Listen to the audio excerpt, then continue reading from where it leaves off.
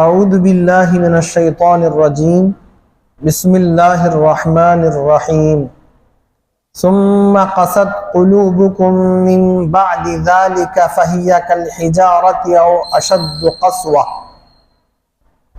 وَإِنَّ مِنَ الْحِجَارَةِ لَمَا يَتَفَجَّرُ مِنْهُ الْأَنْهَارُ وَإِنَّ مِنْهَا لَمَا يَشَّقَّقُ فَيَخْرُجُ مِنْهُ الْمَاءُ وَإِنَّ مِنْهَا لَمَا يَهْبِطُ مِنْ خَشْيَةِ اللَّهِ وَمَا اللَّهُ بِغَافِلٍ عَمَّا تَعْمَلُونَ۔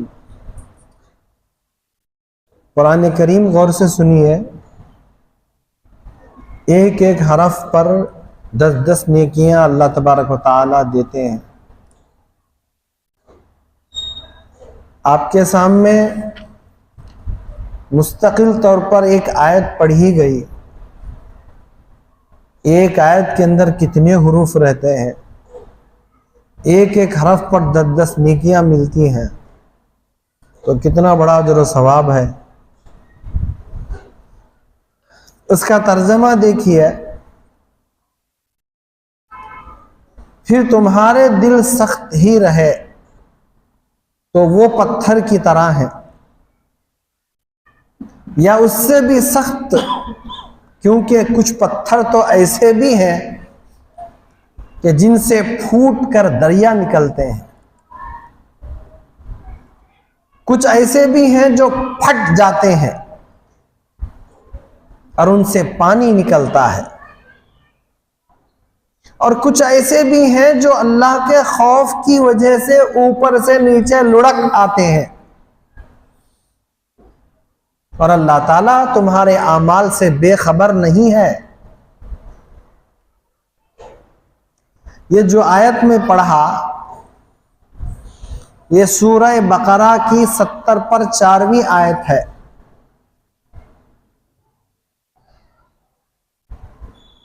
اس آیت کا ترجمہ تو آپ کو سمجھ میں آ گیا۔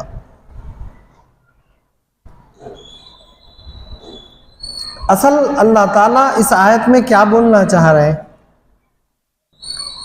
یہ بولنا چاہ رہے ہیں بنی اسرائیل سے، بھئی اتنے واقعات تمہارے سامنے پیش آئے، بندر بنائے گئے، تمہارے سروں پر بادل لا کر ٹھہرا کر دیا گیا، اور کچھ لوگوں کو ہلاک کر دیا گیا، اس کے بعد اللہ تعالیٰ نے ایمان لانے کے بارے میں کہا، چاہے مومن ہو، یہودی ہو، نصرانی ہو یا صابی ہو، جو بھی ہو، ایمان لائے اللہ اور اس کے رسول پر قیامت کے دن پر، تو اس کے لیے نہ کوئی خوف ہوگا، نہ ہی کوئی غم ہوگا۔ یہ ساری باتیں بتائی گئیں، کیا اب بھی تمہارا دل نرم نہیں ہوا؟ کیا تمہارے دلیں پتھر سے بھی سخت ہو گئی؟ اللہ تعالیٰ بول رہے ہیں، کیا تمہارے دل پتھر سے بھی سخت ہو گئے ہیں؟ مثال دے رہے ہیں، بعض پتھر وہ ہیں جن پتھروں کے بیچ میں سے دریا نکل رہا، سمندر جاری ہو رہے ہیں، اور بعض پتھر وہ ہیں کہ اس کے 2 ٹکڑے کرنے سے پانی نکل رہا، اور بعض پتھر وہ ہیں اللہ کے ڈر سے لڑکتا ہوا آگے نکل جاتا ہے۔ کیا ان پتھروں سے بھی تمہارے دل اتنے سخت ہو گئے؟ اللہ تعالیٰ بول رہے ہیں، پتھروں سے بھی زیادہ سخت ہو گئے تمہارے دل؟ اتنا سب کچھ کرنے کے باوجود بھی تمہارے دل میں نرم پن نہیں آیا؟ تو اسی کا ذکر اس آیت میں کہا گیا ہے۔ اب سمجھیے، اس آیت کے اندر، اس آیت میں بنی اسرائیل کو ان کی سخت دلی کی طرف متوجہ کیا جا رہا ہے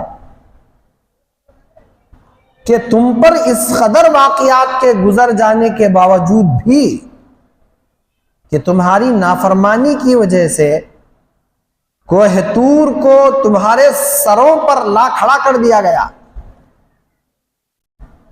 تمہاری قوم کے افراد کو نافرمانی کی وجہ سے بندر بنا دیا گیا، اس کے باوجود تمہارے دل اس قدر پتھر کی طرح کیوں ہو گئے؟ کیا اب بھی تمہارے لیے وہ وقت نہیں آیا کہ حق بات کو مان لیں، قدرت الہی کو تسلیم کر لیں اور اللہ کے فرما بردار بندے بن جائیں؟ ابھی وہ وقت نہیں آیا؟ سوالیہ نشان دے رہے اللہ۔ بلکہ پتھروں میں بھی بعض ایسے ہوتے ہیں جن سے نہریں نکلتی ہیں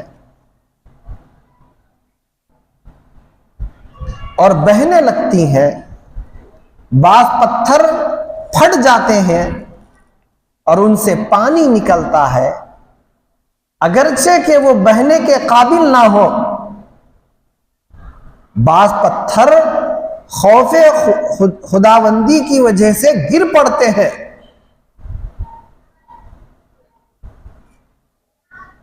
ہم لوگ سمجھتے ہیں کہ بس آگا گر گیا، نہیں، بعض پتھر جو لڑکتے ہوئے اوپر سے گر جاتے ہیں وہ خدا کے خوف سے گرتے ہیں۔ مگر اے بنی اسرائیل، تم ہو کہ پتھر سے بھی زیادہ سخت ہو۔ بعض پتھر ایسے ہوتے ہیں جن کے ذریعے جن سے نہریں جاری ہوتے ہیں، بعض پتھر وہ ہیں جن سے پھٹ جانے کے بعد پانی تو نکلتا ہے، بہہ نہیں پڑتا مگر نکل تو جاتا ہے، اور بعض پتھر وہ ہیں خدا کے خوف سے لڑکتے ہیں پتھر۔ کیا بنی اسرائیل ان پتھروں سے بھی تمہارے دل سخت ہو گئے کیا؟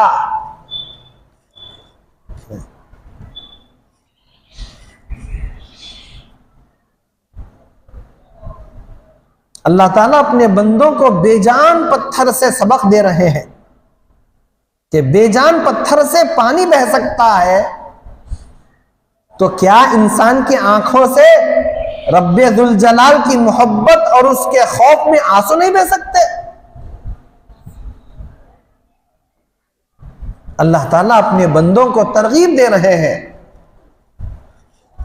کہ وہ اپنے دلوں میں اپنے حقیقی پروردگار کا خوف پیدا کریں۔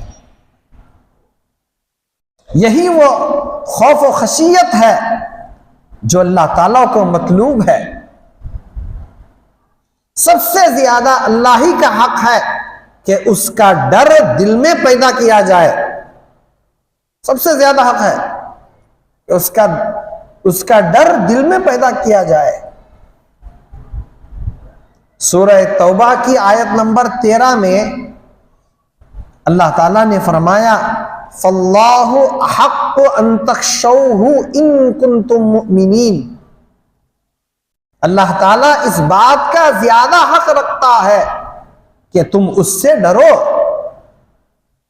اگر تم مومن ہو۔ اسی طریقے سے سورہ مائدہ کی آیت نمبر 40/4 میں فرمایا فَلَا تَخْشَوُا النَّاسَ وَاخْشَوْنِ، تم لوگوں سے نہ ڈرو اور مجھ سے ڈرو۔ سورہ رات کی آیت نمبر 21 میں عقل مندوں کی یہ صفت بیان کی گئی ہے وَيَخْشَوْنَ رَبَّهُمْ وَيَخَافُونَ سُوءَ الْحِسَابِ، اور وہ اپنے پروردگار سے ڈرتے ہیں اور حساب کے برے انجام سے خوف کھاتے ہیں۔ اللہ تعالی ہمارے دلوں کو نرم فرمائے، اللہ تعالی ہمارے دلوں کو نرم فرمائے، رونے والے دل بنا دے، اللہ کے خوف اس کے ڈر سے رونے والے دل بنا دے۔ اس آیت کا ترجمہ معنی مطلب ہو گیا.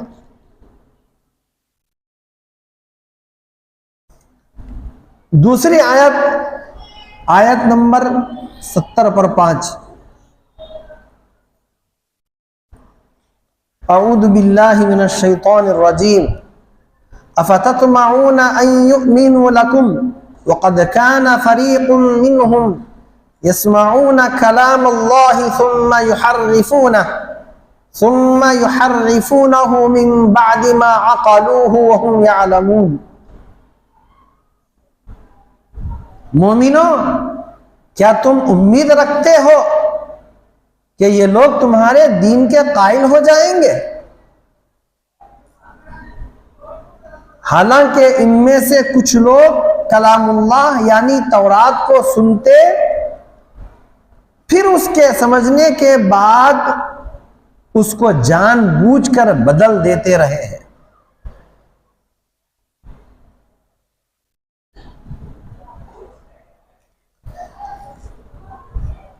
اس کے اندر یہ بیان کیا گیا ہے وہ یہودی جو نبی رحمت صلی اللہ علیہ وسلم کے زمانے میں موجود تھے،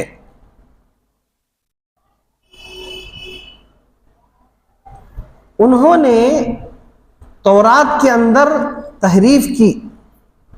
تحریف بولے تو بدل ڈالا، ادھر کا ادھر، ادھر کا ادھر، یا وہاں سے مٹا کر کوئی اور لکھ دینا، احکام کو بدل دینا. اس طریقے سے انہوں نے تحریف کی اور تورات کے احکام کو بدل ڈالا اور اس سنگین جرم کے مرتکب ہو گئے.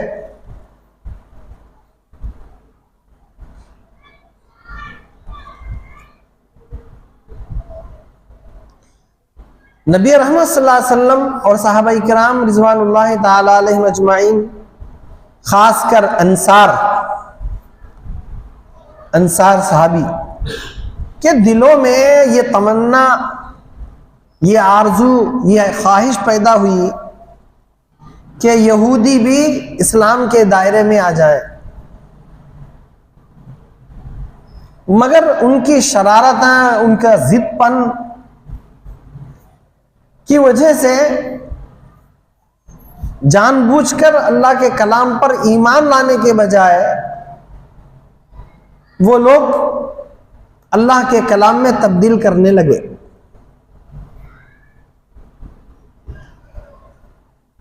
تو جب ایسا کرنے لگے تو اللہ تعالیٰ نے مسلمانوں سے خطاب فرمایا، مسلمانوں سے اللہ تعالیٰ نے خطاب فرمایا کہ تم ایسے یہودیوں سے متعلق امید رکھتے ہو، بھروسہ رکھتے ہو کہ یہ ایمان لائیں گے، یہ مکمل مسلمان ہو جائیں گے، مکمل دیندار ہو جائیں گے؟ نہیں، یہ لوگ ایسے لانے والے نہیں ہیں.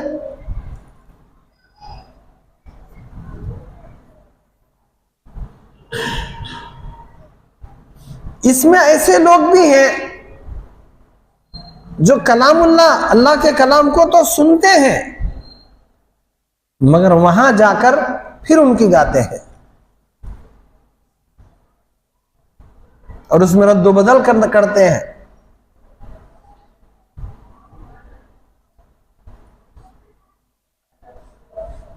یہی فرمایا ہے اس آیت کے اندر. اس آیت میں 3 باتیں بتلائی گئی ہیں. جو قرآن کریم کی آیت پڑھا، ترجمہ کرا، اس آیت کے اندر 3 باتیں بتائیں. پہلی بات، کیا اب بھی تمہیں یہ لالچ ہے کہ یہ لوگ تمہارے کہنے سے ایمان لے آئیں گے؟ مسلمانوں سے بول رہے ہیں اللہ تعالیٰ، کیا تمہیں اب بھی بھروسہ ہے؟ کیا تمہارے اندر یہ لالچی ہے کہ یہ لوگ تمہارے کہنے پر ایمان لے آئیں گے؟ پہلی بات. دوسری بات، حالانکہ ان میں سے ایک گروہ کے لوگ اللہ کا کلام سنتے تھے. ایسا نہیں ہے کہ ان کو کچھ بھی نہیں معلوم. ان میں سے بعض لوگ ایسے تھے کہ وہ اللہ کے کلام کو سنتے تھے. تیسری بات، پھر اس کو اچھی طرح سمجھنے کے بعد بھی جانتے بوجھتے اس میں تحریف کر ڈالتے تھے. اس کو سننے کے بعد، سمجھنے کے بعد پھر اس میں الٹا پلٹا تبدیل کر ڈالتے تھے. وہ یہودی جو نبی رحمت صلی اللہ علیہ وسلم کے زمانے میں موجود تھے، جنہوں نے تورات میں تحریف کی اور تورات کے احکامات کو بدل ڈالا اور اس سنگین جرم کے مرتکب ہو گئے. نبی رحمت صلی اللہ علیہ وسلم اور صحابہ کرام رضی اللہ عنہم اجمعین، بالخصوص انصار کے دلوں میں از راہ ہمدردی یہ خواہش، تمنا اور آرزو تھی کہ یہودی دائرہ اسلام میں داخل ہو جائیں، مگر ان کی شرارتوں اور ضد و سرکشی کی وجہ سے اور جان بوجھ کر اللہ کے کلام پر ایمان لانے کے بجائے اللہ کے کلام میں تبدیلی کے مجرم بن گئے. تو اللہ تعالیٰ نے مسلمانوں سے خطاب کرتے ہوئے ایسے یہودیوں سے متعلق امید اور توقع کی رسی کو کاٹ دیا اور صاف کہہ دیا گیا کہ کیا تم اس کی توقع رکھتے ہو کہ وہ لوگ تمہارے کہنے سے ایمان لے آئیں گے؟ اس حالت میں کہ ان میں ایسے لوگ بھی ہیں کہ اللہ کا کلام سنتے ہیں پھر اسے کچھ کا کچھ کر دیتے ہیں، اس کے بعد کہ اس کو سمجھ چکے ہوتے ہیں اور وہ اسے خوب جانتے بھی ہیں.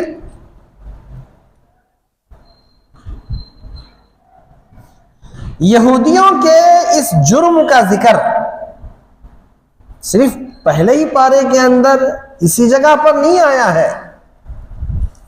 یہودیوں کے جرم کا ذکر قرآن مجید کی دوسری آیت میں بھی موجود ہے. من الذین ہادوا یحرفون الکلم عن مواضعہ، سورہ نساء آیت نمبر 40/6.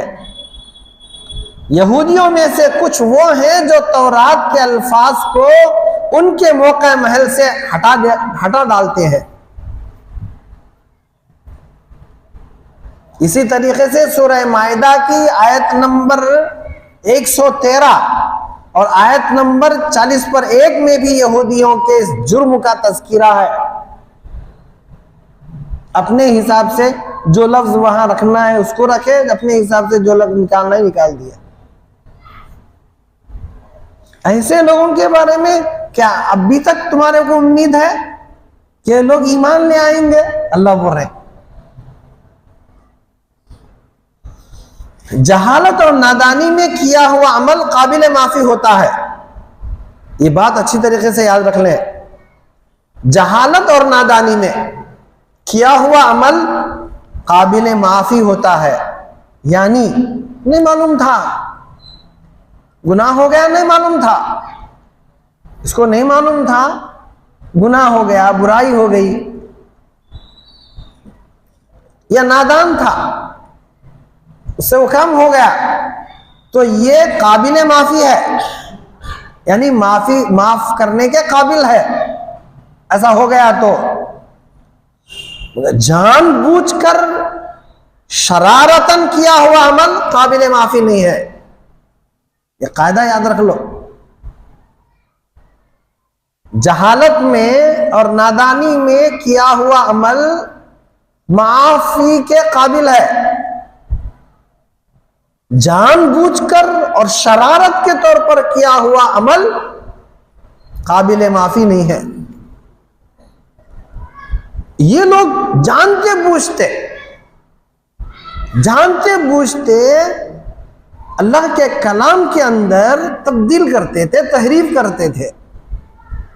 تو یہ شرارت ان کی جان بوجھ کر شرارت ہوئی تو معافی کے قابل ہے، معافی کے قابل ہے. کیوں قابل نہیں ہے؟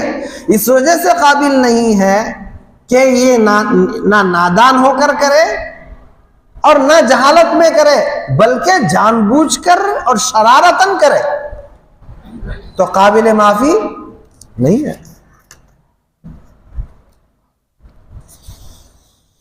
مسلمانوں کو چاہیے کہ اللہ کی کتاب قرآن مجید کو آیات الہی اور احادیث رسول اور آثار صحابہ سے سمجھنے کی کوشش کریں، اپنے خیالات یا اپنے افکار کے مطابق آیات قرآنی کو ڈھالنے کی کوشش نہ کریں۔ کتنی اچھی بات دیکھیں، اپنے خیالات یا اپنے افکار کے مطابق، اپنے خیالات یا اپنے افکار کے مطابق آیات قرآنی کو ڈھالنے کی کوشش نہ کرے، یعنی میں جیسا سمجھ رہا ہوں قرآن میں بھی ویسا چھانا،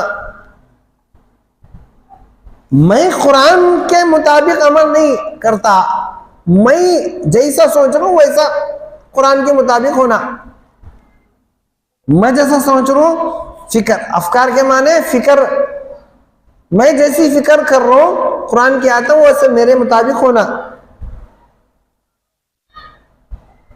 اصل اور ایک بات بولنے سے آپ کو سمجھ میں آتی، اس زمانے میں کیا ہوتا تھا، اگر کوئی آدمی کوئی گناہ کرا، یعنی کوئی چوری کرا، شریعت کے اندر چوری کرنے کا چوری کرنے کی سزا کیا ہے معلوم ہے؟ ہاتھ کاٹنے۔ اسلام میں چوری کرنے کی جو سزا ہے، چوری کرا تو اس کی سزا ہاتھ کاٹنا۔ کوئی آدمی برائی کرا، بدکاری کرا، زنا کرا، زنا کرنے والا شادی شدہ ہے تو اس کو سنسار کریں گے، یعنی اس کو زمین میں آدھا حصے تک گاڑ کر آدھا حصہ چھوڑ دیں گے، پتھر لے کے ماریں گے، مرے تک ماریں گے، پورے لوگوں کو بلا کر جمع کر کے، اس کو سنسار بولتے ہیں۔ تو اس زمانے میں اگر کوئی عام آدمی کر ڈالا، غریب آدمی کر دیا، تو اس کی سزا اسلام میں ہاتھ کاٹنا ہے، کاٹ دے رہی۔ کوئی ہماری پہچانت کا، کوئی ہمارے رشتہ داروں کا، کوئی ہمارے برادری کا آدمی کوئی چوری کر ڈالا، بدل ڈال رہی۔ اسلام کی شریعت کی، قرآن کی بات کو، اللہ کے کلام کی بات کو، اللہ کے احکام کو کیا کر رہی؟ بدل دے رہی۔ ایسا کرتے تھے، اپنے لیے بھی وہی حکم، غیروں کے لیے بھی وہی حکم۔ یہ خالی پڑھنے والوں کے لیے جو جان رہی ان کے لیے ایک حکم، دوسروں کے لیے دوسرا حکم، ایسا نہیں ہے۔ وہ چیزیں ان لوگوں میں تھی، تو اسی کو فرما رہے اپنے خیالات یا اپنے افکار کے مطابق آیات قرآنی کو ڈھالنے کی کوشش نہ کریں، اپنے خیالات اور اپنے افکار کے مطابق قرآن کے آیتوں کو ڈھالنے کی کوشش نہ کریں، ہم قرآن کریم کے تابع ہو جائیں۔ یہ سبق مل رہا ہے اس آیت کے اندر۔ یہ سورہ بقرہ کی 70 پر 5ویں آیت تھی۔ اب سورہ بقرہ کی 70 پر 6ویں آیت آپ کے سامنے تلاوت کی جا رہی ہے، اس کے بعد اس کا ترجمہ معنی مطلب بیان کیا جائے گا۔ اعوذ باللہ من الشیطان الرجیم وَإِذَا لَقُوا الَّذِينَ آمَنُوا قَالُوا آمَنَّا وَإِذَا خَلَا بَعْضُهُمْ إِلَى بَعْضٍ قَالُوا أَتُحَدِّثُونَهُمْ بِمَا فَتَحَ اللَّهُ عَلَيْكُمْ لِيُحَاجُّوكُمْ بِهِ عِندَ رَبِّكُمْ أَفَلَا تَعْقِلُونَ۔ اور جب مسلمانوں سے ملتے ہیں تو کہتے ہیں کہ ہم مسلمان ہیں۔ کون؟ کون ملتے ہیں؟ ذرا آپ بھی بولو، تھوڑا آپ بھی بولتے رہے تو مجھے سمجھ میں آئے گا کہ آپ کو بھی سمجھ میں آ رہی بات۔ جب مسلمانوں سے ملتے ہیں، کون ملتے ہیں؟ ہاں، جب مسلمانوں سے ملتے ہیں تو کہتے ہیں کہ ہم مسلمان ہیں، اور جب آپس میں ایک دوسرے کے پاس تنہائی میں ہوتے ہیں تو کہتے ہیں جو کچھ اللہ نے تم پر ظاہر کیا ہے تم مسلمانوں سے کیوں بیان کرتے ہو، کہ اس سے وہ تمہیں کو تمہارے پروردگار کے سامنے نیچا دکھائیں، کیا تم سمجھ نہیں رہے ہو؟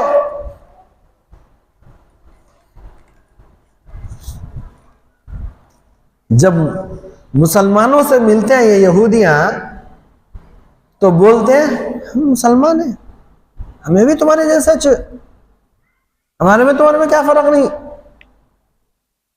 اور جب وہ لوگ ان سے ملتے ہیں، ان کے کیٹیگری کے لوگوں سے، ان کے دوستوں سے جب ان سے ملتے ہیں تو ان کے علماء جانتے تھے کہ تورات کے اندر کیا کیا احکامات بیان کیے ہیں، تو یہ لوگ بولتے تھے ارے بھائی کئی کو تمہیں بتلا کر بول رہی، ان کے سامنے بتلا کر پورے چیزاں کئی کو کھول کو بیان کر رہے ہیں، وہ تمہیں کو تمہارے پروردگار کے سامنے نیچے دکھائیں گے، کیا تم سمجھ نہیں رکھتے؟ وہ تمہیں بولے سچ، یعنی نبی رحمت صلی اللہ علیہ وسلم کے بارے میں نبی ایسے ہوں گے، ویسے ہوں گے، ایسے ہوں گے، نبی کی تعلیمات ایسے ہوں گے، قرآن ایسا ہوگا، قرآن کریم میں کوئی بات ایسی نہیں ہوگی، وہ پورے یہودی وہ تورات کے اندر لکھے ہوئے ہیں، قرآن کے تعلق سے بھی، نبی کے تعلق سے بھی، ان کی کتابوں میں، یعنی ان کی ہماری آسمانی کتاب ہے، وہ ان کی نہیں، ہماری آسمانی کتاب ہے، اللہ تعالیٰ کی کتابیں ہیں، تورات، انجیل، زبور، قرآن، آسمانی کتابیں بولتے ہیں، اس میں بھی قرآن کریم کی تصدیق، اس کے اندر بھی نبی محمد صلی اللہ علیہ وسلم کے بارے میں، تو یہ ایک دوسرے کو بول لے رہے ارے بھائی جو کچھ اللہ نے تم پر ظاہر کیا ہے تم مسلمانوں سے کیوں بیان کرتے ہو، کہ اس سے وہ تمہیں کو تمہارے پروردگار کے سامنے نیچے دکھائیں۔ کیا کیسی عقل مندی دیکھو ان کی، افلا تعقلون، کیا تم سمجھ نہیں رکھتے؟ یہ لوگ دوسرے اپنے برادری سے بول رہے ہیں، تم کیسے باتیں بول رہے ہیں جو اللہ کے سامنے تمہارے کو نیچے دکھا رہی مسلمان؟ تو کیا مسلمان دکھاؤ نہ کو دکھاؤ اللہ نہیں جان رہے؟ اتنی بھی عقل ان لوگوں کے یہ نہیں تھا۔ تو فرمانے تم پر جو چیزیں ظاہر کیے ہیں تم مسلمانوں سے کیوں بیان کرتے ہو، کہ اس سے وہ تمہیں کو تمہارے پروردگار کے سامنے نیچے دکھائیں، کیا تم سمجھ نہیں رکھتے ہو؟ اس آیت میں 3 باتیں بتائی گئی ہیں۔ نمبر 1 بات، جب ایک دوسرے کے ساتھ تنہائی میں جاتے ہیں تو آپس میں ایک دوسرے سے کہتے ہیں کیا تم ان مسلمانوں کو وہ باتیں بتاتے ہو جو اللہ تعالیٰ نے تم پر کھولی ہیں؟ نمبر 2 بات، تاکہ یہ مسلمان تمہارے پروردگار کے پاس جا کر انہیں تمہارے خلاف دلیل کے طور پر پیش کریں۔ تیسری بات، کیا تمہیں اتنی بھی عقل نہیں؟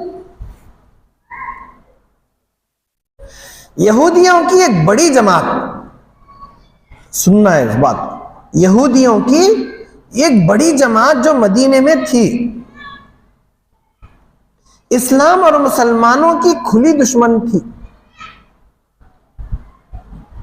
یہودیوں کی ایک بڑی جماعت جو مدینے میں تھی، اسلام اور مسلمانوں کی کھلی دشمن تھی، لیکن انہی یہودیوں میں چند ایسے بھی تھے جو مسلمانوں کے سامنے اپنا مسلمان ہونا ظاہر کرتے تھے، اور اندر سے وہ اسلام اور مسلمانوں کے دشمن تھے. یہ آستین کے سانپ تھے جو اندر ہی سے اندر ڈستے تھے. یہ یہودی منافق جب آپس میں تنہائیوں میں ملاقاتیں کرتے تھے تو اس طرح کی گفتگو کرتے تھے کہ جو تعلیمات تورات اور انجیل میں ہیں، جن میں آخری نبی کی اور نبوت کی علامتیں بیان کی گئی ہیں، یہ باتیں تم مسلمانوں سے کیوں بتلاتے ہو اور خواہ ان کے ہاتھ میں اپنے خلاف ہتھیار کیوں دے دیتے ہو؟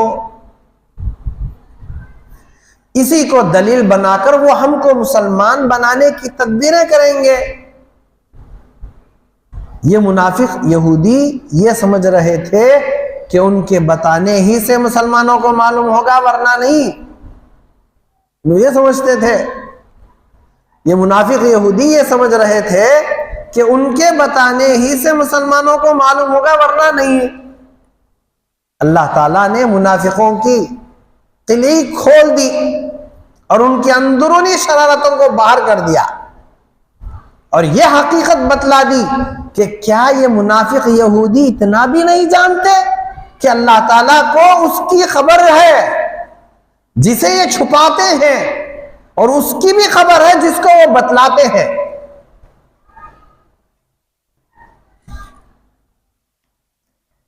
آدمی کی کمزوری یہ ہے کہ خود کی کمزوری کا اس سے کم احساس ہوتا ہے. آدمی کی کمزوری یہ ہے کہ خود کی کمزوری کا اسے کم احساس ہوتا ہے، اور وہ اس کمزوری میں رب کی قوت کا بھی اندازہ نہیں کر پاتا.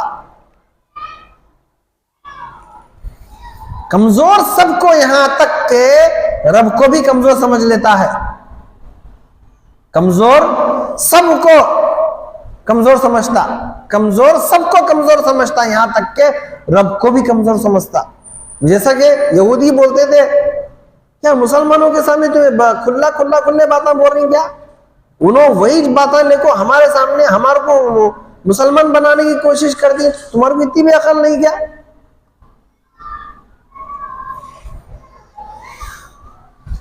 تو آدمی کی کمزوری یہ ہے کہ خود کی کمزوری کا اسے کم احساس ہوتا ہے، اور وہ اس کمزوری میں رب کی قوت کا بھی اندازہ نہیں لگا سکتا، نہیں کر پاتا.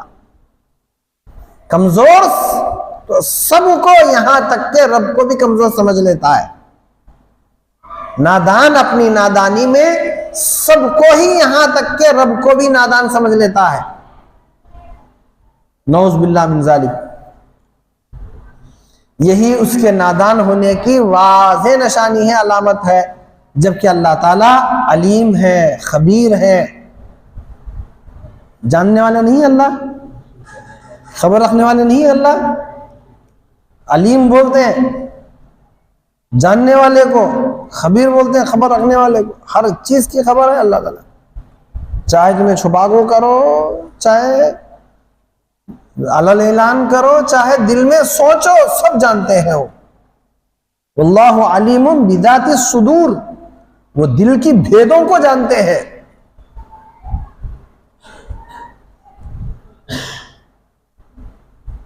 یہی اس کے نادان ہونے کی واضح نشانی علامت ہے، جبکہ اللہ تعالیٰ علیم ہے، خبیر ہے، ظاہر بھی ہے، باطن بھی ہے، اول بھی ہے، آخر بھی ہے، سمیع بھی ہے، بصیر بھی ہے. سمیع سننے والے، بصیر دیکھنے والے. ان اللہ علی کل شیء قدیر، بے شک اللہ تعالی ہر چیز پر قدرت رکھتے ہیں، اور وہ ہر چیز پر قدرت رکھنے والے بھی ہیں. اللہ تعالی ہم سب کو نفاق جیسی بیماری اور برائی سے بچائے، اور ایمان کامل عطا فرما کر صحت جسمانی اور روحانی عطا فرمائے. یہی دعا قبول ہو گئی تو ہم سب کے لیے بہت بڑی بات ہے. اللہ تعالی ہم سب کو نفاق جیسی بیماری اور برائی سے بچائے اور ایمان کامل عطا فرما کر صحت جسمانی اور روحانی عطا فرمائے۔ اللہ تعالیٰ ہم سب کو کہنے سننے سے زیادہ عمل کی توفیق عطا فرمائے۔ اور بھائیوں، اس بات کی بھی کوشش کرتے رہیں کہ کسی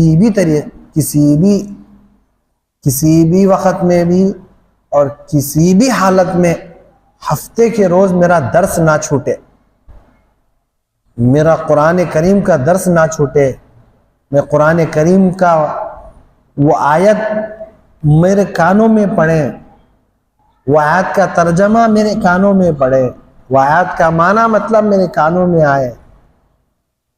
کتنا بڑا خوش نصیب ہے، تو بیٹھا بیٹھا ثواب مل رہا، ایک آیت پر ایک حرف پر 10 نیکیاں مل رہی۔